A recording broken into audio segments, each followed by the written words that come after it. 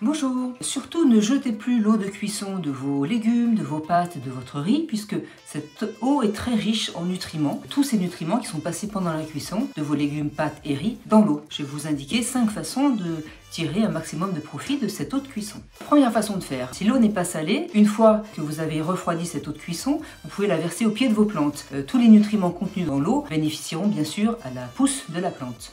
Deuxième façon de faire, avec cette eau de cuisson, surtout si elle est déjà salée, vous pouvez considérer que c'est une excellente base pour faire une sauce ou pour rajouter dans une soupe par exemple, en plus de l'eau que vous avez déjà mis dans votre soupière. Là par exemple j'ai de l'eau de lentilles, ça sera une base parfaite. Troisième façon, par extension de la deuxième façon de faire, cette eau-là, vous pouvez l'utiliser aussi pour faire de la pâte à pain, pour faire une pâte à pizza. Elle est plus goûtue qu'une eau normale, donc ça apportera un supplément de saveur très intéressant. Alors, quatrième façon, sachez que l'eau de cuisson des patates est très riche en amidon. L'amidon est un désherbant redoutable. Conservez-la salée telle qu'elle est, bouillante telle qu'elle est à la fin de la cuisson, et vous versez ça sur les mauvaises herbes. Vous arriverez à venir à bout de vos mauvaises herbes. Alors, dernière façon d'utiliser cette eau de cuisson pour le goût du riz, c'est de la refroidir et d'en boire quelques petites quantités régulièrement dans la journée. C'est très efficace si vous avez des problèmes d'intestin un petit peu irrités, ça calmera vos parois intestinales et ça contribuera à favoriser une bonne flore intestinale. Voilà!